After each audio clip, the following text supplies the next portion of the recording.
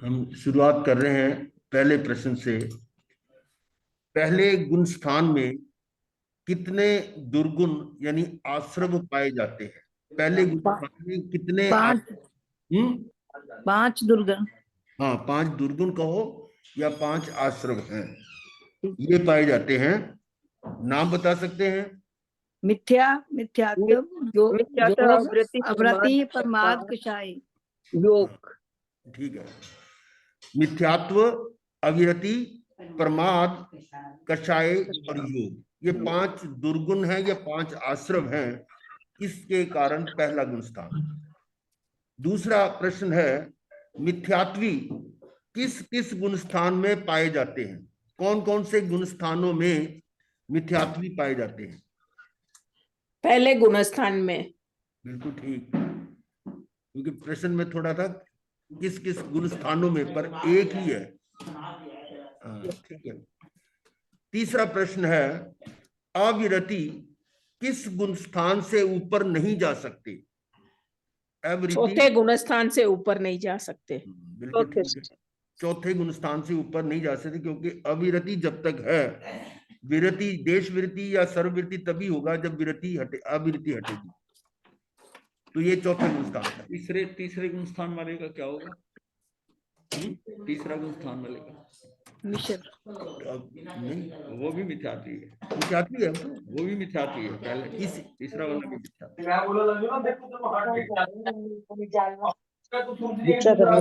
कितने प्रकार के कौन से हैं? करनी है, पता नहीं केड़ी बिटिया कहा है। तीन प्रकार के। कितने प्रकार के, वो कौन से हैं? हाँ, औपशमिक, क्षौपशमिक, क्षायिक। औपशमिक, क्षौपशमिक और क्षायिक, 3 प्रकार के सम्मिगित्व हैं।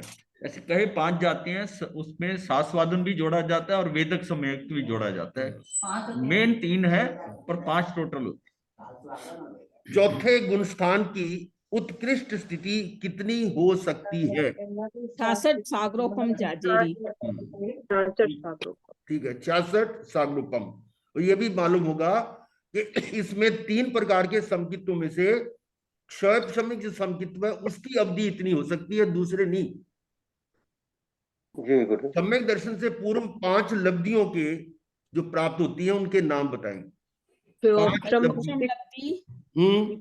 विश्रुति लब्धि और देशना लब्धि, प्रायोग्य लब्धि और करण लब्धि। ठीक है। अगला प्रश्न है, कौन सा कषाय सर्ववृत्ति यानी छठे गुण स्थान का बाधक है? प्रत्याख्यानावरण। प्रत्याख्यानावरण। प्रत्याख्यान, ठीक है। ठीक है, ठीक बता रहे। अगला प्रश्न है, छठे व 7वें गुण स्थान की उत्कृष्ट स्थिति कितनी होती है? अंतर्मुहूर्त। हाँ, अंतर्मुहूर्त, बिल्कुल ठीक है। तो अब हम अपने विषय पर आगे चलते हैं। और एक कल जो आपके सामने चर्चा हो रही थी वो कषायों की, उसका थोड़ा बीच में रह गया था कि कौन सा कषाय, उसके अलग अलग क्या भेद हैं। हाँ, क्रोध, इसका निवास कहाँ है? शरीर के किस पॉइंट पर, आप बताएंगे? नहीं बताओ। कपाल, यानी जो क्रोध आता है तो भ्रिकुटी तन जाती हैं, यानी वो उसका स्थान कपाल है। और इसकी प्रकृति या क्रूरता,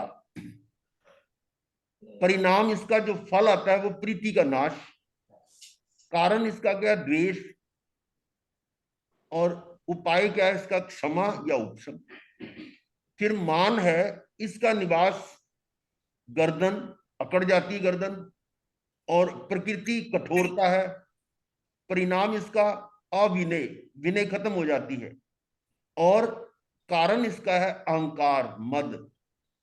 और उपाय क्या है कि विनम्र हो जाए, सरल हो जाए, विनम्रता। और तीसरा माया है, इसका निवास पेट में, ये छुपा रहता है अंदर। और प्रकृति टेढ़ापन, वक्रता। परिणाम इसका अभद्रता, यानी फिर उसमें वो सरलता तो रहती नहीं ना, अभद्र हो जाता है। और कारण इसका है छल कपट, और उपाय इसका कि सरल हो जाओ। लोभ, ये रोम रोम में निवास करता है। लोभ तो ये सबसे बड़ा पाप है, लोभ।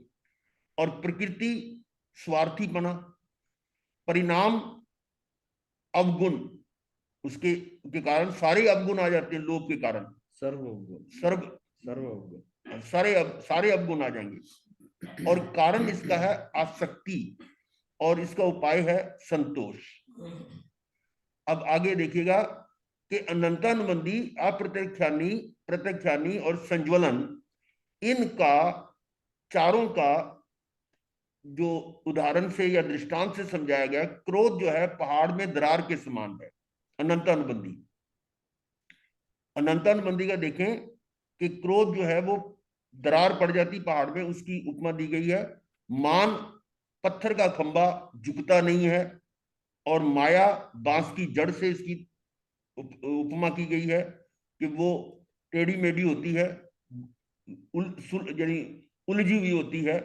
और लोभ जो है वो किरमची रंग, जो पक्का रंग है, वो उतरता नहीं है। और ऐसे ही अप्रत्यक्षानी जो है, उसमें क्रोध तो है खेत में दरार के बराबर, कि दरार पड़ जाती है और कुछ समय बाद पानी आता है या बारिश होती है तो वो मिट जाती है। मान काष्ठ का खंभा, वो पत्थर की तरह तो नहीं लेकिन उससे थोड़ा कम है। और माया मेंढे के सींग की तरह टेढ़ा मेढ़ा। और लोभ खंजन का दाग, ये जो ग्रीस वगैरह का काला जो दाग पड़ जाता है वो है। प्रत्यक्षानी में क्रोध रेत में लकीर के बराबर है, मान बैंत की छड़ी के बराबर उपमा दी गई है, और माया जिसे बैल मूत्र की रेखा होती है, और लोभ कीचड़ का दाग।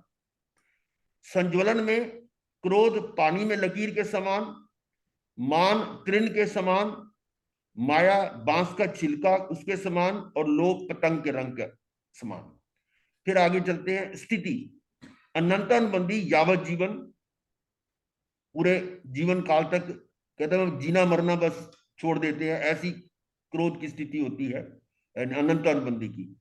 और अप्रत्यक्ष, इसकी जो है अप्रत्यक्ष यानी कि 1 वर्ष, साल भर। इसीलिए कहते हैं कि इसको साल में कम से कम 1 साल बाद तो अपने जो किसी के साथ कोई वैर विरोध है वो समाप्त कर देना चाहिए। और प्रत्यक्षानी 4 मास तक, और संज्वलन अधिकतम 15 दिन तक। उसके भी अलग अलग बताए थे कि क्रोध का कितना, मान का कितना, माया कितना, लोभ कितना, लेकिन टोटल में ये 15। फल, अनंतानुबंधी जो है वो समकित्व का बाधक है, समकित नहीं आने देता अनंतानुबंधी। और अप्रत्यक्षानी देशवृत्ति का बाधक है, ये देशवृत्ति नहीं आने देता। और जो प्रत्यक्षानी है ये सर्ववृत्ति का बाधक है। और संज्वलन यथाकाल चरित्र का बाधक है, ये केवल ज्ञान नहीं होने देता। गति, इसके कारण अनंतानुबंधी कारण नरक गति, अप्रत्यक्षानी कारण त्रियंच गति, और प्रत्यक्षानी के कारण कषाय के कारण मनुष्य, और संज्वलन के कारण देव। अशुभ बंध यानी पाप बंध जो है अनंतानुबंधी में 4 स्थानक तक है, अप्रत्यक्षानी में 30 स्थानक बंध है, और प्रत्यक्षानी में 20 स्थानक बंध है, और संज्वलन में 1 स्थानक। और शुभ बंध में, पुण्य बंध में उलट है कि अनंतानुबंधी 1 स्थानक बंधेगा, अप्रत्यक्षानी में 20 स्थानक, और प्रत्यक्षानी में 30 स्थानक, और संज्वलन में 4 स्थानक। तो इस तरह से ये बताया गया था।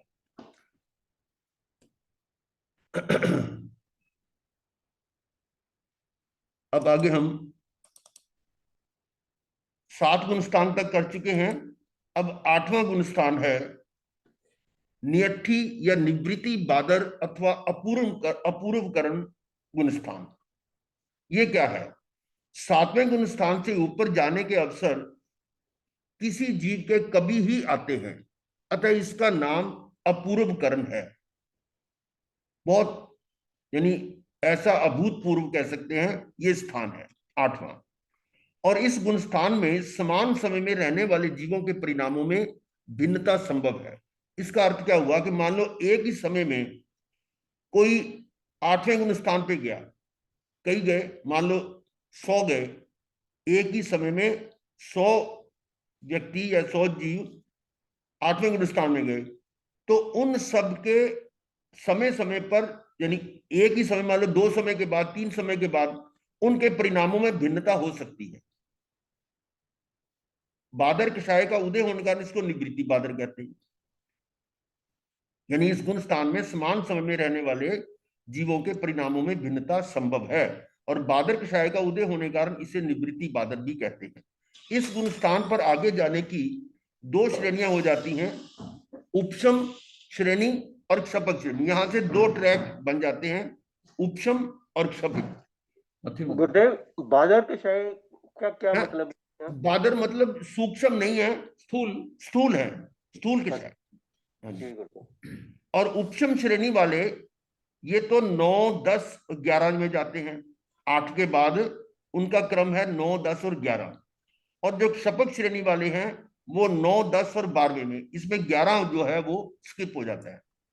अब इसके चित्र में देखेंगे कि यहां से ये जो पहला गुणस्थान है, ये जो खड़ा हुआ मिथ्यात्व गुणस्थान वाला, ये दूसरा है जो नीचे लुढ़कने वाला सास्वादन, ये तीसरा गुणस्थान, ये चौथा जो श्रावक है, जिसके ये जो चौथा तो ये है आविरति सम्यक दर्शन, और ये 5वें स्टेप पर खड़ा हुआ है श्रावक, जिसके ये मुंह पट्टी सी लगा रखी है ना, ये देशवृत्ति है। और छठे पर ये साधु गुणस्थान हो गया, 7वें में अप्रमत्त हो गया, 8वां यहां आया। इस 8वें स्टेप पर यहां पर 2 रास्ते हैं, एक तो ऊपर जा रहा है और एक इधर जा रहा है। 8वें के बाद 9, 10, 11 ऐसे है, तो ये 2 ट्रैक्स हो जाते हैं। ये जो ऊपर जा रहा है, ये जो व्हाइट ये एरो दिखाया गया है, ये तो है क्षपक श्रेणी का, कि वो इस 8, 9, 10 के बाद सीधा 10वें के बाद यहां से 12वें पहुंचेगा और आगे 13, 14 निकल जाएगा। और जो उपशम श्रेणी वाला है वो 8 के बाद उसका स्टेप इधर आ जाता है 9, 10 और 11, और यहां से ये 11 तक, 11वें में अंतर्मूर्त रह सकता है, उस बीच में वो नीचे गिरता ही है। और ना गिरे उस दौरान अगर मृत्यु हो जाती है तो वो अनुत्तर विमानों में जाता है। तो ये था 8वां गुणस्थान। अब 9वां गुणस्थान है। इस गुणस्थान में समान समय में रहने वाले जीवों के भावों में समानता होती है। अब जिनको मान लो 2 समय हुए हैं, जितने भी जीव 2 समय वाले होंगे 9वें गुणस्थान, उनके भावों में समानता होगी। ये है समान समय में रहने वाले जीवों के भावों में समानता होती है, तथा बादर कषाय का उदय भी है, अतः इसे अनिवृत्ति बादर गुणस्थान कहते हैं। वो पहले वाला निवृत्ति नियट्ठी था, ये अनिवृत्ति बादर गुणस्थान है। मतलब बादल कषाय है, लेकिन फिर भी उनके परिणाम एक जैसे समान।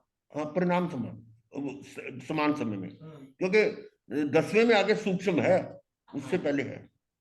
तो स्त्री वेद, पुरुष वेद, नपुंसक वेद, 3 तो वेद है, और हास्य आदि 6, हास्य, रति, अरति, भय, शोक, जुगुप्सा 6 और 3 9, और क्रोध, मान, माया ये 3, ये 12, ये अंत तक क्षीण या उपशांत हो जाते हैं। इस गुणस्थान में ये सभी जो है 12, ये या तो क्षीण हो जाते हैं या उपशांत हो जाते हैं। क्षपक श्रेणी है तो क्षीण होंगे, और अगर उपशांत श्रेणी है तो वो उपशांत होंगे, शांत हो जाएंगे। अब सूक्ष्म संप्राय 10वां गुणस्थान है। यह मात्र सूक्ष्म लोभ ही रहता है, बाकी समाप्त हो चुके हैं, तथा उसे उपशांत या क्षीण करने की प्रक्रिया चलती है।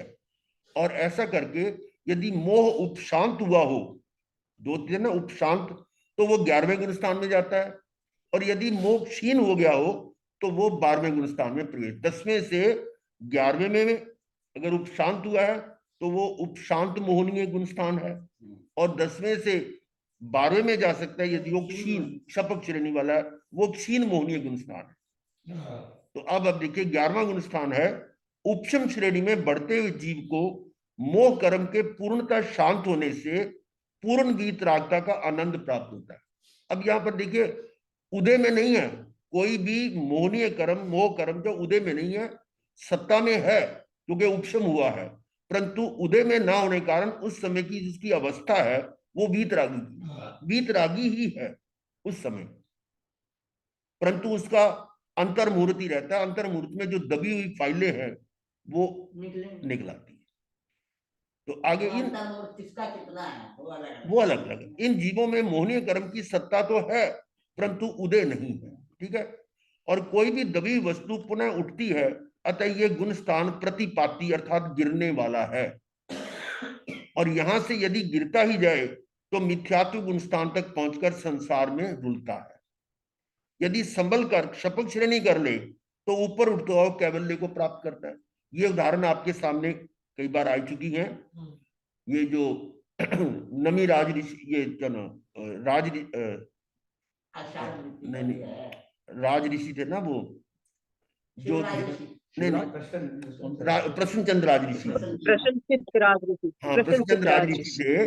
तो वो ध्यान में जैसे खड़े हैं तो वहां से निकलते हैं राजा श्रेणिक, तो पूछते भगवान से कि इस समय वो अगर काल करे तो किस स्थान पर जाएगा, कौन सी गति में जाएगा। तो भगवान ने कहा कि नरक में। वो तो ध्यान में खड़े हैं फिर भी कैसे।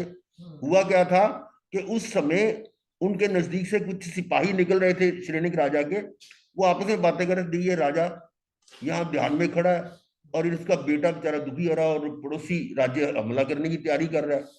और वो बात उनके कानों में पड़ी तो मन में उनके भाव आया कि देखो उसकी ये हिम्मत, वो यानी जो भाव आते ही इतने कर्म इकट्ठे कर लिए कि अगर वो उनका बंद हो जाता तो नरक में जाते।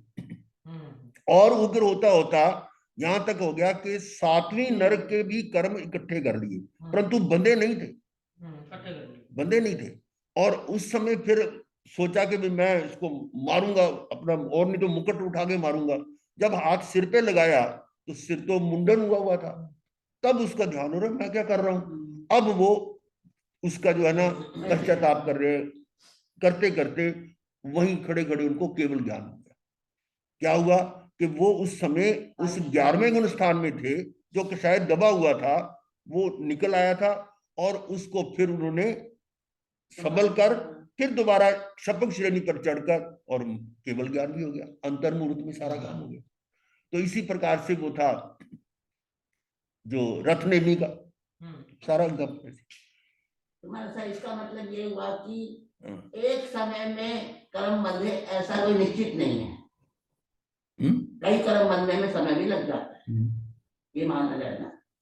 कर्म तो यानी इकट्ठे तो आ ही रहे ना, उसके साथ वो उसका आयुष बंद नहीं हुआ था ना, आयुष्य बंध तो नहीं वो आलोचना करके उन्होंने वो निर्जित कर दिया, निष्क्रिय। आयुष्य बंध भी नहीं हुआ था और अभी तो इकट्ठे हो रहे हैं। हाँ इकट्ठे हुए थे। अभी बंधन नहीं वो होता है ना, आकर्ष आता है। हाँ हाँ आकर्ष का होता है, आठ आकर्ष हो सकते हैं, मैक्सिमम 8 हो सकते हैं।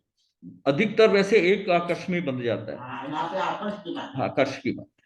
तो 12वां गुण स्थान है क्षीण मोहनीय गुण स्थान। वो तक 11वां गुण स्थान, अभी मैंने वो आपको बताया था 11वें गुण स्थान में यदि मृत्यु होती है तो वो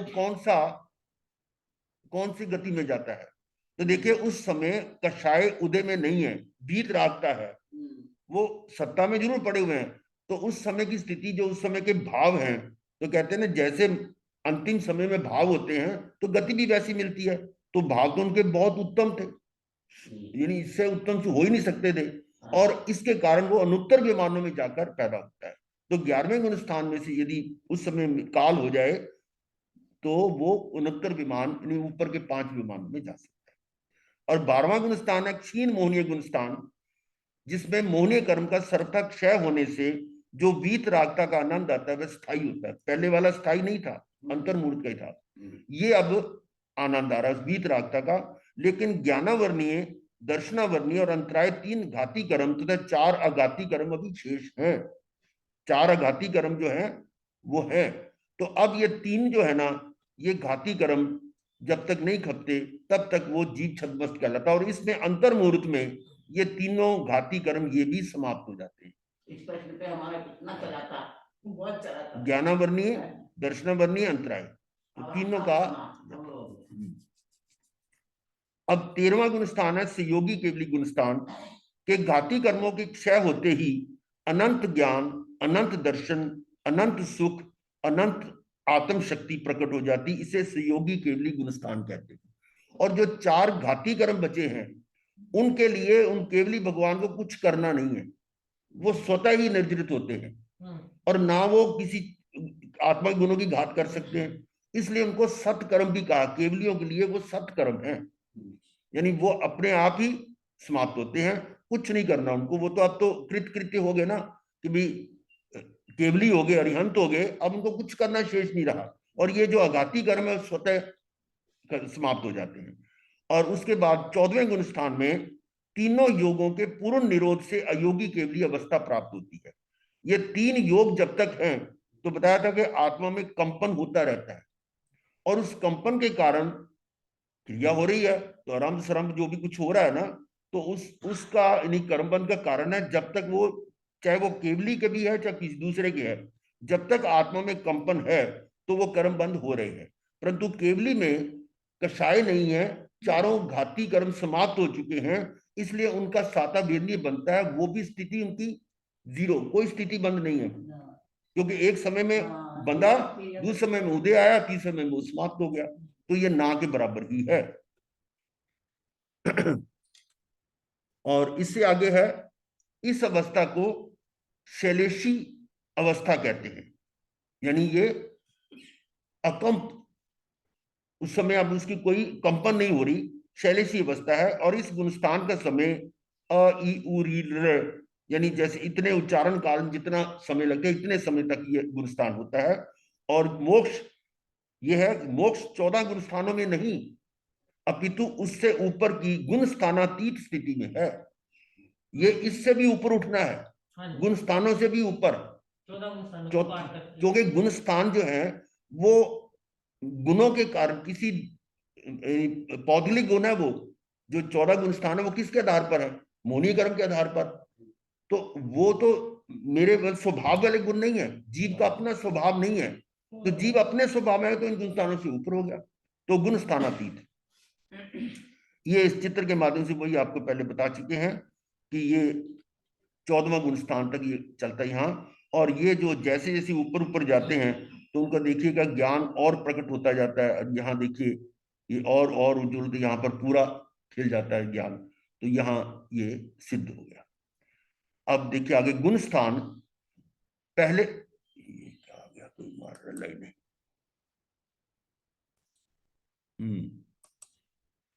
पहले गुण स्थान में मिथ्यात्व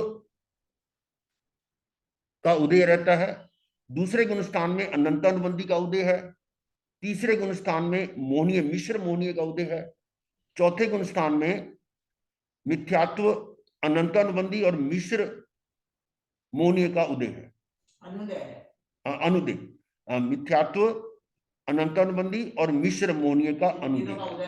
हाँ। और पांचवें में अप्रत्यक्षानुबंधी का अनुदय है, ये अप्रत्यक्षानुबंधी छूट गया। और छठे में प्रत्यक्षानुबंधी का अनुदय है, और सातवें में संज्वलन का मंद उदय है, ये था शॉर्ट में। और आठवें में संज्वलन का मंदतर उदय है, नौवें में संज्वलन का मंदतम उदय है, और 10वें में सूक्ष्म लोभ मात्र का उदय है और सर्वमोह का क्षय, और 11वें में सर्वमोह का उपशम है, 12वें में सर्वमोह का क्षय है, 13वें में पूर्ण ज्ञान है परंतु योगों के द्वारा आत्म प्रदेश सकंप है। और 10वें में सर्वमोह का क्षय हो गया, हाँ, तो 11वें में सर्वमोह का उपशम कहां से हो गया? नहीं, यहाँ पर क्षय की तरफ चल रहा है ना, उसके अंत समय तक। हाँ। तो 14वें में आत्म प्रदेश अकंप हो जाते हैं। अब आगे देखिएगा, सभी गुण स्थानों में जीव सदेह रहता है, देह सहित रहता है, विग्रह गति में कार्मन व तेजस शरीर रहता है। सिद्ध भगवान गुण स्थानों की कल्पना से रहित है। गुण स्थान जीव के निज स्वरूप नहीं है, आगे ना बात, वो पर है तथा पर जनित है। क्लियर? और ऐसा जानकर गुण स्थानों के विकल्पों से रहित शुद्ध बुद्ध आत्मा का अनुभव करना चाहिए। ये अब इसका कुछ गुण स्थानों में किस गुण स्थान से कौन से गुण स्थान पर जा सकता है सीधा और कहां से वापस आ सकता है, उसका थोड़ा ये चार्ट में दिखाया गया है। पहले गुण स्थान से तीसरे गुणस्थान में जा सकता है, लेकिन कब? जब एक बार समकित्व प्राप्त करने के बाद वापस प्रथम गुणस्थान में आया हुआ जीव फिर वो सीधा 1 से 3 पर जाता है, अदरवाइज वो पहले से चौथा या पांचवें सातवें में जाता है। और पहले गुणस्थान में वापस कैसे, छठे से वापस गिरे तो पहले गुणस्थान में आ सकता है, पांचवें से भी आ सकता है, चौथे से भी आ सकता है, तीसरे से भी आ सकता है, दूसरे से भी आ सकता है। तो ये था पहले गुणस्थान के गमन आगमन, जाना और आना। फिर दूसरा है दूसरे गुणस्थान में गमन आगमन। दूसरे गुणस्थान से जाने के लिए एक ही गुणस्थान है, वो है पहला। दूसरे से जाएगा, दूसरे से गिरने का है, ऊपर जाने का है ही नहीं। और दूसरे में आने के रास्ते हैं, छठे से आ सकता है, पांचवें से आ सकता है, चौथे से आ सकता है। ये चौथे, पांचवें, छठे गुणस्थान वाले औपसमिक समकित्वी जीव का अनंतानुबंधी के उदय से दूसरे गुणस्थान में आगमन होता है। फिर तीसरे गुणस्थान की बात है, तीसरे गुणस्थान में अगर जाता है यहां से तो पहले में भी जा सकता है और चौथे में भी जा सकता है। ये मिश्र गुणस्थान है ना, इसलिए दोनों तरफ जा सकता है। और आगमन है, चौथे से भी आ सकता है और पहले से भी आ सकता है, दोनों। और चौथे गुणस्थान में है, ये चौथे गुणस्थान से वो पहले में भी जा सकता है, दूसरे में भी जा सकता है और तीसरे में भी जा सकता है, पांचवें में भी जा सकता है, सातवें में भी जा सकता है, डायरेक्ट। हाँ, पहले चौथे से सातवें में जा सकता है। सातवें तक जा सकते हैं। हाँ, सम्यक दर्शन हुआ, दीक्षा ले ली। और ये तो होते हैं जब दीक्षा लेते तो सातवें गुणस्थान नहीं कहते। तो आगमन क्या है? उपशम जीव श्रेणी वाला जीव पांचवें, छठे, सातवें मरण होने पर अनंतर समय में चौथे गुणस्थान में आता है। ये 5 से 11 गुणस्थान वाले जो हैं वो यहाँ उपशम श्रेणी वाले चौथे पा सकते हैं। छठा गुणस्थान वाला भी आ सकता है, पांचवें वाला, तीसरे वाला, पहले वाला। और एक बार समकित प्राप्त करने के बाद वापस प्रथम गुणस्थान में आया हुआ जीव पुनः तीसरे में जाती है, पहले भी आपको बताया था। और अब है पांचवा गुणस्थान गमन, यानी पांचवें में से जा रहा है तो पहले, दूसरे, तीसरे, चौथे, सातवें में जा सकता है। और आगमन में छठे से, चौथे से, पहले से वापस पांचवें में आ सकता है। वैसे थोड़ा शॉर्ट में बता रखा है। तो छठे गुणस्थान के बारे में है, छठे से कहां कहां जा सकता है? पहले में, दूसरे में, तीसरा, चौथा, पांचवा और सातवां, सभी में जा सकता है छठे में से। और छठे में आने के लिए सातवें से आएगा। छठे में नहीं जाता, पहले तो सातवें में जाता है। ये बात नोट करने की है। पहले से छठे गुणस्थान में नहीं जा, कहीं भी नहीं आया। पहले से सातवें में जाएगा, सातवें आया।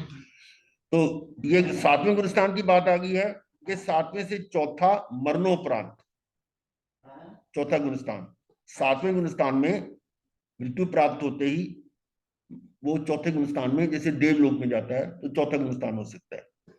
और छठा गुणस्थान में भी जा सकता है, आठवें में भी जा सकता है, सातवें से।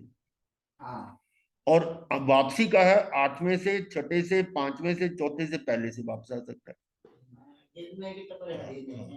और फिर आ गया आठवें गुणस्थान के बारे में कि आठवें में 2 श्रेणियां, शपथ श्रेणी और उपशम श्रेणी। तो दोनों चीजें दिखाई गई हैं। शपथ श्रेणी में ये 8वें से 7वां गुणस्थान दोनों तरफ से है, 8वें 7वें में जा, 7वें से 8वें में आ सकता है, दोनों है। ऐसे ही 9वें के लिए भी दोनों रास्ते हैं शपथ श्रेणी के लिए। 8वें से 9वां शपथ श्रेणी, 8वें से 9वें में जा सकता है, 8वें से 7वें में जा सकता ना? हाँ, सातवें में जा हाँ, सकता है। 8वें में जा सकता 8वें, 7वें। और यहाँ उपशम श्रेणी वाला जो है वो 9वें गुणस्थान से 8वें में, 8वें में दोनों जा सकता है, 7वें से भी दोनों है। और चौथा गुणस्थान है मरणोपरांत, यानी यहाँ पर इस उपशम में, उपशम श्रेणी वाला मृत्यु को प्राप्त हो जाए तो वो चौथा गुणस्थान में जा सकता है। देवगति जहाँ उत्पन्न होगा जाके, वहां चौथा, चौथे में देवलोक में जाके, देवलोक में। तो गमना ये आ गया 9वें गुणस्थान में। शपथ श्रेणी वाले के लिए 9वें से वो 8वें में दोनों तरफ है और 9वें 10वें का भी ऐसे ही है। और उपशम श्रेणी वाला भी वो भी ऐसे ही है, लेकिन सिर्फ फर्क यहाँ है कि चौथा गुणस्थान में जा सकता है मरणोपरांत। ये बहुत अच्छा निकाला आपने, ये वाला कंक्लूजन तो निकाल के दिया है। इनका ही बना हुआ था, मैंने तो उसको क्या बना। इसमें नहीं, ये बहुत शॉर्ट एंड स्वीट, मतलब इन्होंने हाथ से बनाया हुआ था, मैंने कंप्यूटर से बना दिया। तो ये है 10वां गुण स्थान शपथ श्रेणी वाले के लिए, कि 10वें और 12वें के दोनों तरफ का है, 10वें से 9वें भी दोनों तरफ का है। देखो ऐसा समझने के लिए है कि चौथा गुण स्थान जो है ना, ये 66 सागरोपम का हो सकता है, बाकी सारे अंतर्मुहूर्त के हैं गुण स्थान। तो जब यहाँ से जीव जाएगा, मान लिया बीच में 8वें 9वें 10वें 11वें में अंतर्मुहूर्त में, तो उसके लिए टिकेगा कहाँ, चौथे ही रहेगा। चौथे में उसके पास समय है, यहाँ से जा सकता है चौथे में, बाकी में समय नहीं है। वहां से अगर यहाँ से जाता हुआ, चाहे वो कहीं पर भी जा रहा है, वो अब वापस आएगा। फिर 11वें से गिरा तो फिर आकर चौथे पे अटकेगा, और फिर चौथे से भी गिर सकता है तो पहले पे जाएगा। चलिए, अब इसके बाद 11वां में देखिएगा, यहाँ पर अब वो उपशम श्रेणी वाला ही है, शपक वाला नहीं है। तो यहाँ से दो ही, 10वें और 11वें का है, या फिर वो 10वें से सीधा चौथे में जाए, मरणोपरांत। और 12वें गुण स्थान में 12वें से 13वें में जा सकता है, और 10वें से 12वें में आ सकता है। यानी यहाँ से ऊपर ही जाना है, और 10वें से भी ऊपर ही जाना है, यानी 12वें में नीचे से भी आ सकता है और ऊपर जा भी सकता है। तो आगे 13वां गुण स्थान भी ऐसा ही है कि एक ही रास्ता है, 13वें से 14वें में जाएगा या 12वें से 13वें में आएगा। और 14वां गुण स्थान है वो 14वें से सिद्ध परमात्मा या 13वें से 14वें में आएगा। तो ये था। अब देखिए, ये जो कुछ लाइनें लिखी हुई हैं, जीव के रंग नहीं है, आत्मा का रंग नहीं है, वर्ण नहीं, गंध नहीं, रस नहीं, स्पर्श नहीं, गंध नहीं, रस नहीं, स्पर्श नहीं, रूप नहीं, शरीर आदि नहीं, संस्थान भी नहीं और सैनन भी नहीं है। जीव का नहीं है, इसका अपना स्वभाव नहीं है। और जीव के राग द्वेष ये भी नहीं है, क्योंकि राग द्वेष भी उसके स्वभाव में नहीं। अगर स्वाभाविक हो तो वो तो हमेशा रहने चाहिए। तो इस दृष्टि से आप देखेंगे कि जीव के राग द्वेष, मोह, आश्रव, कर्म, नो कर्म, वर्ग, वर्गना, स्पर्धक, अध्यात्म स्थान, अनुभाग स्थान, योग स्थान, बंध स्थान, उदय स्थान, मार्गना स्थान, स्थिति बंध स्थान, संक्लेश स्थान, विशुद्धि स्थान, संयम लब्धि स्थान, जीव स्थान अथवा गुण स्थान भी नहीं है। जीव के नहीं है। अगर ये जीव के होते तो सिद्धों के भी होते। गुण स्थान भी तो पौद्गलिक है, पौद्गलिक इसलिए। हाँ, ये समय सार का ही है। ये सभी पुद्गल के परिणाममय भाव हैं, पुद्गल के परिणाम के कारण है, वो जीव के नहीं है। ये सभी जीव के पुद्गल जन्य विकार हैं, विकार ही कहेंगे, पुद्गल जन्य विकार हैं। जीव तो परमात्मा से चैतन्य शक्ति मात्र है, शक्ति वाली बुक में सिर्फ चैतन्य शक्ति। परंतु ज्ञान, अज्ञान और मोह में भ्रमित अंधे जीव को यही जीव की परिणति है, परम कर्तव्य धर्म है, ऐसा मानता है। वो क्या, वो अज्ञान और मोह के कारण जो जीव के मैं ऐसा, मैं ऐसा, वो जो है ना, यही जीव की परिणति है, मेरा परम कर्तव्य, मेरा धर्म है, ये है मानता है। ये सारा वो मैं जो कर रहा है वो अज्ञान के कारण है। अतः यहाँ ज्ञानी को महा आश्चर्य और खेद होता है कि क्या कर रहा है। तो ना, परिवार का कार्य करना मेरा कर्तव्य है। हाँ। ये किसने दिया तुझे? और ये अपने अज्ञान ने ले लिया, अपने अज्ञान से आ रहा है। हाँ, ये अज्ञान और मोह में, हाँ, अज्ञान और मोह में भ्रमित अंधे जीव को यही जीव की परिणति है, परम कर्तव्य धर्म, ये मानता है। उसको लगेगा सही यही है, सही और ज्ञानी को उसमें आश्चर्य होता है कि क्या कर रहे हैं, उसकी बात समझ नहीं आएगी, ज्ञानी की भी बात समझ नहीं आएगी उसके। बोलेगा अकेले आए, अकेले जाना है, पर वो भाव से अकेला अपने आप को समझ नहीं रहा ना, मैंने इनका कुछ करना है। आगे देखें, ये थोड़ा और चार्ट के माध्यम से बताया गया है कि मिथ्यात्व कितने गुण स्थान तक रहता है, तीसरे गुण स्थान तक, उसके आगे नहीं है। अविरति चौथे गुण स्थान तक, उससे आगे जाने नहीं देता, ब्लॉक कर दिया रास्ता। प्रमाद ने ये छठे गुण स्थान, उसके आगे रास्ता बंद कर दिया। कषाय जो है वो 10वें गुण स्थान तक ले जा सकता है, लेकिन उससे आगे कषाय के कारण आगे का रास्ता बंद है, यानी 11वें 12वें में नहीं जा सकता, और योग के कारण 14वें गुण स्थान में नहीं जा सकता। तो ये रास्ता इतना खुला हुआ है। अब इसी को दर्शन मोहनीय जो है उसमें मिथ्यात्व, मिश्र और सम की तीनों आगे, ये तीसरे गुण स्थान से ऊपर नहीं जाने देता। दर्शन मोहनी चौथे में नहीं जाने देगा ना, अनंतानुबंधी भी 3 से ऊपर नहीं जाने देता, और अप्रत्यक्षानी जो है वो 5वें गुण स्थान से ऊपर, अप्रत्यक्षानी जो है ना वो 4थे गुण स्थान तक रखेगा, 5वें से ऊपर नहीं जाने देगा।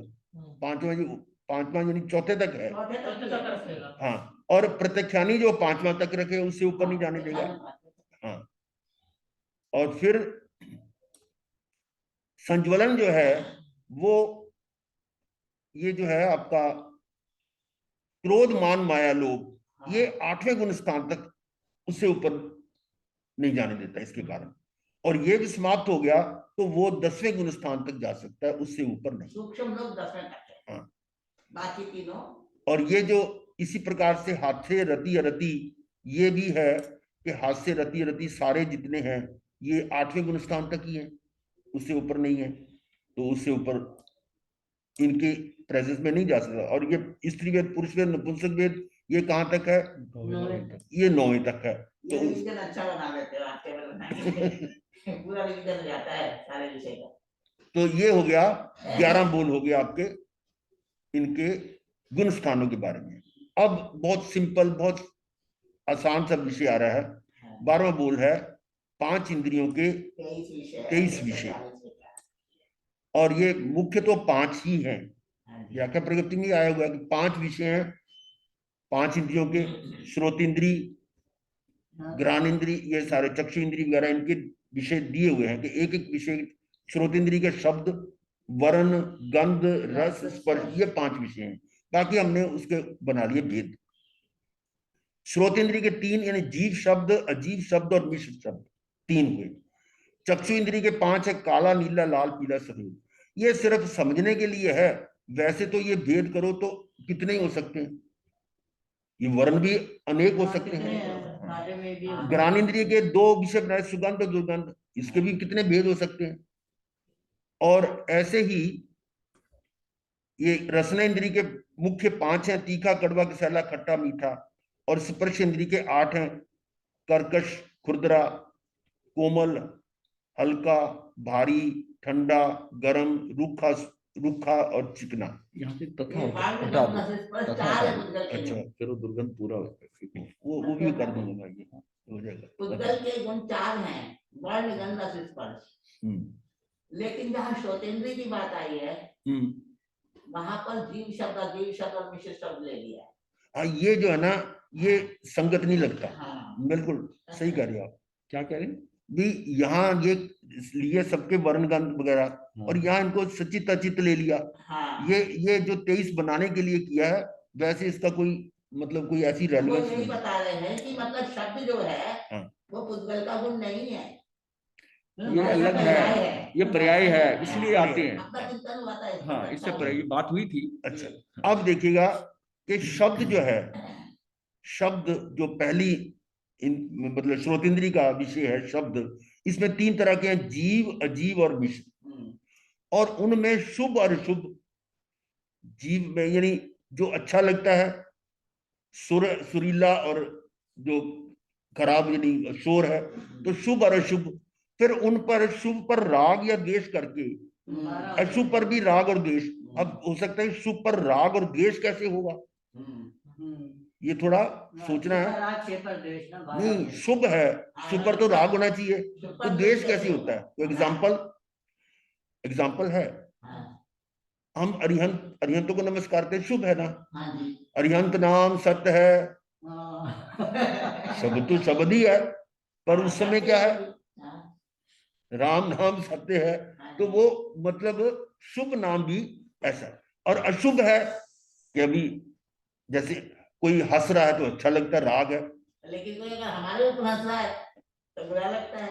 ऐसे ही रोना है, रोना जो है वो अशुभ है, लेकिन इस पर भी राग हो सकता है। पैदा होता बच्चा ना रोए, रो पड़ा, हाँ रो पड़ा बच्चा, रो पड़ा, रोने पर भी राग आ जाता है।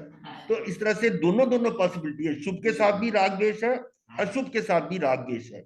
इस तरह से अजीब के शब्द में भी ऐसे ही हुए और मिश्र में भी ऐसे ही है। तो ये इस तरह से कुल मिलाकर ये 12 भेद हो गए, ये 12 विकार बन गए शब्द के। शब्द के बारे में ठीक है। मिश्र का शुभ शुभ क्या है जी? हाँ? मिश्र में भी जैसे कि हम बोल रहे हैं, हाँ जी, कोई माइक पे बोल रहा है तो उसमें मिश्र हो गया ना, उसके अपने, या बांसुरी बजा रहा है तो बांसुरी के वो मिश्र शब्द नहीं है। नहीं शुभ शुभ शुभ हाँ, तो बांसुरी के भी अगर कोई ध्वनि ऐसी बजा रहा है और उस समय उसका मूड ऑफ है तो वो बांसुरी भी उसको उल्टी लगेगी। अच्छा, शुभ अशुभ हो गया ना। हाँ जी, बांसुरी तो अच्छा सुर है, हाँ जी, तो लेकिन कोई वैसे बेसुरा गा रहा हो, बेसुरा बजा रहा हो तो वो भी तो हो सकता है शुभ अशुभ। ये और वर्ण में अब इनके वर्ण ले लिए। लाल, लाल के साथ सचित, अचित और मिश्र 3 ऑप्शन हैं। सचित का भी हो सकता है वर्ण लाल, अचित का भी और मिश्र का भी। मिश्र का भी। उसमें फिर शुभ अशुभ हम्म, और उन पर राग द्वेष, ये समझना आसान है ना इस तरह से। हाँ जी, और अचित के साथ भी शुभ अशुभ, हम्म, राग और द्वेष। मिश्र के साथ भी ये है। तो ऐसे इस लाल के साथ कितनी तरह की ऑप्शन आ गई? 12। ये लाल जी शुभ शुभ भी हो सकती है, शुभ भी हो सकती हाँ है ना, हाँ, उसके ऊपर राग भी हो सकता है, द्वेष भी हो सकता है ना। ये ऑप्शन है सारी। और इसी प्रकार से नीले रंग के साथ भी 12 हुए। सांड को लाल रंग दिखा दो। हाँ, देखो वर्ण, बड़ा भड़क जाता है लाल रंग। हाँ अच्छा, साड़ी के लिए है। वर्ण नीला और भड़कना हो तो किसी को भी भड़क जाएगा वो। एक बार हम लाल रंग से तो भड़काते हैं उसको। अच्छा, एक बार सूट पहना तो पीछे आ जाएगा साड़ी भागा। हाँ, लाल रंग से आए। अरे एक बार हम चांदनी चौक में थे, किसी की शादी में गए थे, वो गाड़ी खड़ी की, नरिंदर की थी, वो सांड आ गया और वो तो गाड़ी छोड़ के भाग गया। ये तो पता नहीं गाड़ी क्यों पलट दी, बहुत जबरदस्त था वो। हाँ। तो वर्ण नीला, इसके साथ सचित अचित मिश्र, शुभ अशुभ, राग द्वेष, ये सारे बिल्कुल वैसे की वैसे 12 इसके हो गए। तो 12 ही पीले के साथ, 12 ही काले के साथ। तो ऐसे करके ये पांचों के 12 पंजे 60 हो गए। और ऐसे ही श्वेत के साथ भी हो गया। और अब गंध में 2 तरह की गंध है। वो पहले गंध को अब ले सचित अचित और मिश्र में ले ले। उसमें शुभ अशुभ यानी सुगंध दुर्गंध, शुभ अशुभ का मतलब सुगंध दुर्गंध हो गया ना। और ऐसी रस में सरस और विरस दोनों चीजें ऐसी हो सकती हैं। तो शुभ के साथ भी राग द्वेष, अशुभ के साथ राग द्वेष, ऐसी अचित में भी ये हो गया, मिश्र में भी, इसके भी 12 भेद हुए। तो गंध के भी 12। फिर आ गया खट्टा रंग, ये रस करता है, रस के आगे ना गंध है ना, हाँ रस आ गया। रस, तो रस में सचित अचित और मिश्र, हाँ, इसमें शुभ अशुभ यानी रस अच्छा रस है या बुरा रस है। और उसके भी राग द्वेष, ये 4 हो गए। अचित के भी ऐसे हो गए और मिश्र के भी ऐसे हो गए। फिर रस मीठा, वैसे भी उसी के भी 12 हो गए। कड़वे के साथ भी 12 हुए। कसैला उसके साथ भी 12 हुए, बिल्कुल वैसे की वैसे है। चरचरा उसके साथ 12 हो गए। पांचों के ये 12 में 60 ही हो गए। अब स्पर्श में आ गया स्पर्श ठंडा। ये चरचरा होगा कि चरपरा? चल परा होता है, चरपरा है। होगा, हाँ। चल परा होता है, अच्छा चरचरा भी होता है, दोनों चरचरा भी होता है, चलो ठीक है, चर- चरपरा होता है। चलो स्पर्श ठीक है, पास पास है। ठंडा है। तो ये सचित अचित और मिश्र, इनमें शुभ अशुभ राग द्वेष वो सारे ऐसे आ गए। तो ये बने 12। इसी तरह से गर्म के साथ भी 12 बनेंगे। फिर हल्का, उस स्पर्श हल्का है तो उसके साथ भी 12। फिर भारी के साथ भी 12। फिर चिकने के साथ भी 12। फिर आ गया लूखा, उसके साथ भी 12। और खुरदरा के साथ भी 12। और स्पर्श कोमल है तब भी 12। और ये इस तरह से अब देखो शब्द के 12 बने, वर्ण के 60, गंध के 12, रस के 60 और स्पर्श के 40। कुल हो गए 240। एक बात है मान साहब, इनमें सब में सचित अचित मिश्र लिया चारों में, वर्ण गंध रस स्पर्श में, लेकिन शब्द में जीव अजीव और मिश्र लिया। वो इसलिए लिया कि अगर इस जीव अजीव मिश्र कह दो या सचित अचित मिश्र कह दो, बात एक ही है। लेकिन उसमें जीव अजीब इसलिए लिया कि इसके साथ से अलग रखना है, चारों के से अलग रखना है उसको। चलो, स्रोत इंद्रिय के ये अब चित्र के माध्यम से ये पर्याय है ना, पर्याय है पर्याय, वो तो। वो उसका गुण नहीं है। हाँ, गुण नहीं। ठीक जब है। हम शुरू में 25 बोल पढ़े थे तब नहीं उसकी बात समझ में आई थी, अब आती है। चलो, ये इंद्रियों के विषय हुए, और अब हम चलते हैं 13वें बोल पर, मिथ्यात्व के 10 भेद। ये भी बहुत सरल है। पहला है जीव को अजीब समझना, ये मिथ्यात्व है। जीव को अजीब समझना। जीव है जैसे कि पृथ्वी है, पानी है, अग्नि है, वायु है, वनस्पति है, इनको जीव नहीं समझते। वनस्पति को तो साइंस ने मान लिया, तो मानने लग गए, लेकिन अभी भी पृथ्वी, पानी, अग्नि आदि को जीव नहीं मानते, बहुत से नहीं मानते। तो वो भी मिथ्यात्व है, जीव को अजीब समझना और अजीब को जीव समझना। अपने शरीर को जैसे हम समझते हैं। अजीब है, मूर्ति है, उसको कहना ये भगवान है, या ये शरीर है, ये इसको हम जीव समझ रहे हैं। वैसे तो ये थोड़ा और डिटेल में जाए ना, तो जब शरीर तो अजीब है और आत्मा अजर अमर अविनाशी और वो है, दोनों का जो मिला हुआ रूप है वो जीव कहलाता है, वो जीवित है। और जब ये अलग हो जाते हैं तो वो मृतक, अजीब हो गया। पर यहां हम बात कर रहे हैं कि हमने शरीर को, अजीब को स्व मान लिया, पर को स्व मान लिया और स्व को जाना ही नहीं है, तो ये भी मिथ्या, ये पक्का मिथ्यात्व यही है, वेद विज्ञान नहीं है। और फिर धर्म को अधर्म, जो धर्म है उसको तो धर्म समझ लिया, वास्तव में जो धर्म है वो आत्मा में जाना है, स्व में। और लोग कहते हैं ये क्या है, अपने स्वार्थ में लगा हुआ है, काम करना चाहिए, कुछ ना कुछ तो करना चाहिए, खाली बैठा है ऐसे, ये धर्म थोड़ा, वो अधर्म समझ रहा है इसको। और अधर्म को धर्म समझना, जो जो अधर्म है, जैसे पुण्य है या पाप है, पुण्य को धर्म समझ लेते हैं, पुण्य है धर्म नहीं है, पुण्य तो कर्म है, पुण्य और पाप दोनों कर्म है, वो गति बंद कराते हैं। और धर्म जो है वो आत्मा का निज स्वरूप में रमन करना, तो आत्मा का, आत्मा में स्थित होना वो धर्म है। तो हम अधर्म को धर्म समझ रहे हैं और धर्म को अधर्म समझ रहे हैं, ये मिथ्यात्व है। फिर ऐसे साधु को असाधु समझना, साधु है और उसको कहना ये तो है ही नहीं, साधु नहीं है। क्योंकि क्या होता है कि हम वेश से या शक्ल से समझते हैं कि ये साधु है, ये कुछ है, लेकिन उसके अंदर साधुता है या नहीं है ये तो हमें ज्ञात नहीं है। हम बाहर से देखते हैं ये तो साधुपना है ही नहीं इसमें, लेकिन उसकी आत्मा का लेवल हमें नहीं पता। साधु को असाधु समझना और असाधु को साधु समझ लेना, ये भी मिथ्यात्व में आता है। मोक्ष मार्ग को संसार मार्ग समझना, मार्ग मोक्ष का क्या है, मोक्ष का मार्ग तो है कि यहाँ जन्म मरण से रहित हो जाना, और उसमें ज्ञान, ये दर्शन ज्ञान चरित्राणी मोक्ष मार्ग ये है। और इस मार्ग को कहना ये तो अच्छी गति देगा, ऐसा नहीं। और संसार मार्ग को मोक्ष मार्ग समझ लेना। संसार का मार्ग क्या है, जैसे पुण्य करो परमात्मा बन जाओगे, ये करोगे हो जाएगा, तो वो संसार का मार्ग है, उसको मोक्ष मार्ग समझ लेना। ये दोनों ही मिथ्यात्व है। कर्मों से मुक्त को अमुक्त समझना, जो कर्मों से मुक्त हो चुके हैं उनको क्या ये तो मुक्त हो गए, अमुक्त अभी कर्म है। और जो अमुक्त को मुक्त समझना, ये सारे मिथ्यात्व के मोटे मोटे लक्षण हैं। बाकी तो आप इसमें गुण स्थानों में सारा ये कर ही चुके हैं। तो ये था मिथ्यात्व के 10 बोल चित्र के माध्यम।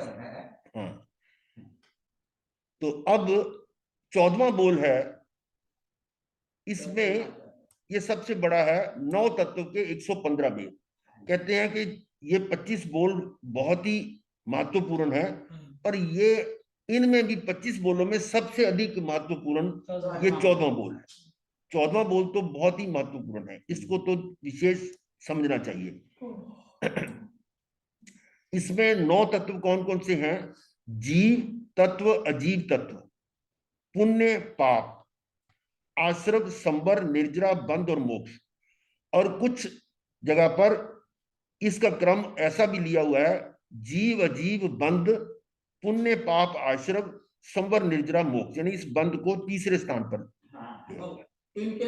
और कुछ पुण्य पाप और आश्रम, पुण्य पाप आश्रम तीनों को एक ही मान लिया। जी बंद है। पुण्य पाप और आश्रम को एक मान लिया तो दो कम हो गए ना, तो 7 तत्व भी ऐसा भी, लेकिन उनमें ये 9 भी चीजें निहित हैं। पदार्थ 9 ही है, में 7 दिया। पदार्थ 9 ही है, तत्व जो है वो 7 में, और दिगंबर मान्यता में 7 ही लिया जाए। हाँ जी, हमने 7 ही। तो अब हम इस बोल के शुरू में रहे थे जीव के भेद। जीव के भेद तो एक आत्मा एक का कोई भेद है ही नहीं, एक ही सबका एक ही भेद हो गया। 2 भेद करना चाहिए, समझने के लिए हम इसकी क्लासिफिकेशन करते हैं कि 2 भेद का मतलब संसारी और मुक्त 2 तरह के हो गए। अब इसकी 3 क्लासेस बनानी हो तो स्त्री पुरुष और नपुंसक 3 क्लासेस होगी उनको स्टडी करने के लिए, और 4 बनानी हो तो 4 गतियां होगी, नर गति, त्रिंच गति, मनुष्य गति, देव गति, और 5 बनानी तो 5 जातियां होगी, ये केंद्री, बेंद्री, तेंद्री, चौंद्री, पचेंद्री, ऐसी 6 बनाना तो 6 काया होगी। तो इस प्रकार से इनके अलग अलग क्लासिफिकेशन करके इसको हम जीव को पूर्ण रूप से समझने के लिए है। अब यहाँ पर जीव के 14 भेद आ गए, वो कैसे ये भी आप आसानी समझ लेंगे कि सूक्ष्म एकेंद्री में 2 तरह के होते हैं, सूक्ष्म और बादर। एकेंद्री में सूक्ष्म और बादर 2 तरह के होते हैं। सूक्ष्म जो किसी भी तरह से दिखाई नहीं देते, छतमस्त को दिखाई नहीं दे सकते, चाहे कितनी बड़ी से बड़ी माइक्रोस्कोप लगा लो, यंत्रों से भी नहीं दिखेगा, वो तो सिर्फ केवल ही जानते हैं, कोई अगर किसी भी टेलीस्कोप या माइक्रोस्कोप से नजर आता है, बहुत सूक्ष्म वैसे नजर नहीं आता, लेकिन माइक्रोस्कोप से नजर आता तब भी वो सूक्ष्म नहीं है, ठीक है। और उस सूक्ष्म एकेंद्री में 2 भेद हैं, पर्याप्त और अपर्याप्त। पर्याप्त का मतलब आप समझते हैं, जब तक पर्याप्तियां पूर्ण नहीं होती तो अपर्याप्त है, जब पर्याप्तियां अंतर्मुख में पूरी हो जाती हैं तो पर्याप्त है। तो 2 भेद हो गए सूक्ष्म के। और सूक्ष्म बादर एकेंद्री के भी 2 भेद हैं। बादर एकेंद्रियों में सारे आगे, पृथ्वी, पानी, अग्नि, वायु और वनस्पति। अब बादर एकेंद्रियों में भी 2 भेद हो गए। फिर आगे बेंद्री में, बेंद्री में सूक्ष्म नहीं होता, बेंद्री में सूक्ष्म नहीं होते। वैसे सूक्ष्म ऐसे हो सकते हैं कि हमें नजर ना आए, इतने बारीक होते हैं, कंठुए जैसे बहुत और बारीक होते हैं, पर वो सूक्ष्म नहीं है बेंद्री में। जो मूंगा है, मूंगा समुद्रों में होता है, समुद्री चट्टानों में होता है मूंगा। तो मूंगा जो है तो एकेंद्री पृथ्वी का जीव है, कोरल जिसको बोलते हैं। तो लेकिन वो नजर तो आता है, तो वहां पे बादल है, वो बादल है। ये निगोद जो है ना, हाँ, तो सूक्ष्म के अंदर सिर्फ निगोद है, ये नामकर्म है। केंद्री दोनों तरह के आना, ये नामकर्म जो है सिर्फ केंद्री में ही सूक्ष्म नामकर्म होता है, इसी में डिवीजन है, बाकी किसी में सूक्ष्म नामकर्म नहीं है। जो आप कह रहे हो दिखाई देता है वो बादर है ना, बादर सूक्ष्म बादर दोनों हो सकते हैं। पृथ्वी में सूक्ष्म भी है, बादर भी है, और सूक्ष्म पृथ्वी का तो पूरे लोक में भरा हुआ है, और बादर जो त्रस्काय में है सिर्फ। तो जब सूक्ष्म हमें दिखते नहीं है, उनमें वर्णगत 10 स्पर्श सारा है। हाँ बिल्कुल है, वो तो इसका शरीर के अंदर सबका है। सूक्ष्म के इंद्रिय नजर नहीं आते हैं, इंद्रियों से नहीं जाना जाता। इंद्री में भी 2 भेद हो गए, पर्याप्त और अपर्याप्त। इस तरह चौरेंद्री के भी 2 हो गए। तो ऐसे देखिए, केंद्री में 2 करके ऐसे कितने हो गए। अब पचेंद्री में 2 प्रकार के होते हैं, संगी और असंगी। तो असंगी के भी 2 भेद हो गए, पर्याप्त और अपर्याप्त। असंगी का मतलब जिसके अंदर मन नहीं है, 5 इंद्रियां हैं, पचेंद्री तो है लेकिन मन नहीं है, वो असंगी कहलाता है। और जिसके साथ मन है वो संगी है। तो संगी के हिसाब से 2 ये हो गए, तो इसे टोटल करेंगे तो ये 14 भेद हो। ये जीव समास भी कहते हैं, जीव समास 14 जो है ना, वो जीव समास भी कहते हैं। चलिए, अब इस जीव को एक इसी चार्ट के माध्यम से दिखाया गया है। जीव के भेद प्रभेद। जीव 2 तरह के हैं, संसारस्थ और सिद्ध। ये भी महाराज जी ने आत्म क्या था कि बनाए हुए, उन्हीं की ड्राइंग से मैंने बनाए हुए हैं। संसारस्थ और सिद्ध। संसारस्थ में फिर 2 भेद हैं, स्थावर और त्रस। 2 भेद हो गए ना, एक तो ये आ गया त्रस और एक आ गया स्थावर। स्थावरों में फिर ये 5 भेद है, पृथ्वी का है, आप का है, देव का है, वायु का है, वनस्पति का है। और त्रस में कितने हैं, बेंद्री, तेंद्री, चौंद्री, पचेंद्री। पचेंद्री में फिर भेद हैं, पचेंद्री में फिर वेद है। देव, मनुष्य, त्र्यंच और नारक सारे। और ये चौरिंद्री तक सभी जीव असंगीय बिना मन के होते हैं। चौरिंद्री तक तो बिना मन के ही है। और पचेंद्री, त्र्यंच और मनुष्य दोनों प्रकार के हैं, संगी और असंगी के होते हैं। मनुष्य भी और त्र्यंच भी बिना मन के भी हैं। जो असंगी मनुष्य है ये समूर्छित मनुष्य होते हैं। और नरक और नारकी और देव जो संगी ही होते हैं। इसको नारक कर देना। हाँ?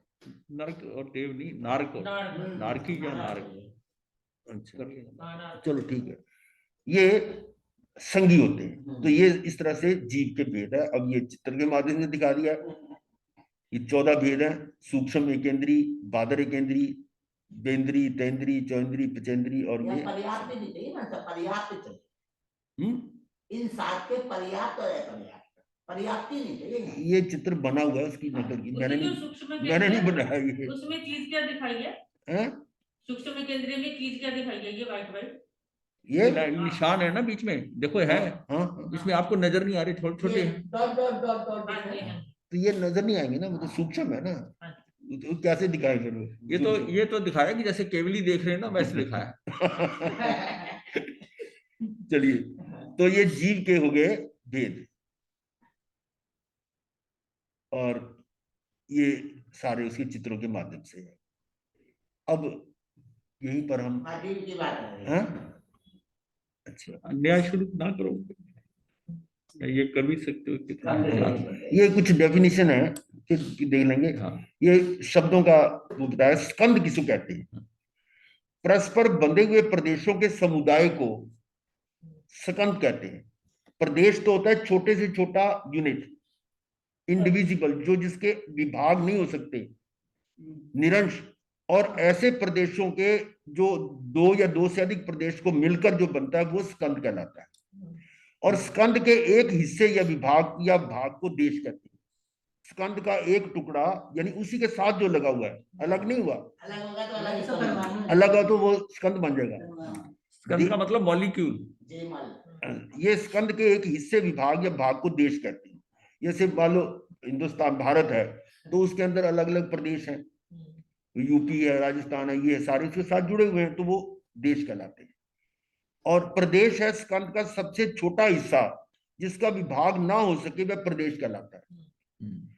और फिर है परमाणु। परमाणु और प्रदेश दोनों का साइज एक ही है। ये भी सबसे छोटा और ये भी सबसे छोटा है। पर ये जो है ना प्रदेश, जब स्कंद के साथ लगा हुआ है तब प्रदेश कहलाता है, और जब वो स्कंद से हट जाता है तो परमाणु है। यानी स्कंद का सबसे छोटा हिस्सा जिसका विभाग ना हो सके वह प्रदेश कहलाता है। वह सबसे छोटा पुद्गल जिसका विभाग ना हो सके एवं जो किसी अन्य पुद्गल से जुड़ा हुआ ना हो, उसे परमाणु पुद्गल कहते हैं। ये अंतर है। तो ये शब्द जो बार बार आएंगे, स्कंद, देश, प्रदेश और परमाणु। तो आगे हम फिर करेंगे। तो आज का यहीं पर छोड़ते हैं।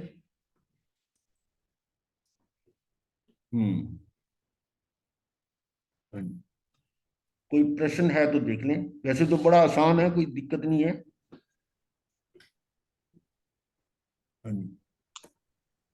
फिर भी कोई शंका हो या कोई और बात आपकी ध्यान में आती हो तो हो, ठीक है। मंगल। नमो अरिहंतानम, नमो सिद्धानम, नमो आयुर्जयनम, नमो उज्जायनम, नमो नवेशवसारिणम, येतो पंच नमो काल सपपापणसनम, मंगलानं सर्वेषां परमं भवै मंगलम। चतारे मंगलम अरिहंता मंगलम, सिद्धा मंगलम, साहु मंगलम, केवली बनतो धम्मो मंगलम। चतारे लोकोत्तमा अरिहंता लोकोत्तमा, सिद्धा लोकोत्तमा, केवली चतारी शरणं प्रवज्जामि, अरिहन्ते शरणं प्रवज्जामि, सिद्धे शरणं प्रवज्जामि, साहु शरणं प्रवज्जामि, केवली पनतं धम्मं शरणं प्रवज्जामि। अरिहंता जी का शरण, सिद्धा जी का शरण, साधुओं का शरण, केवली कृपया दया धर्म का शरण, सदा किरमिची रंग लाल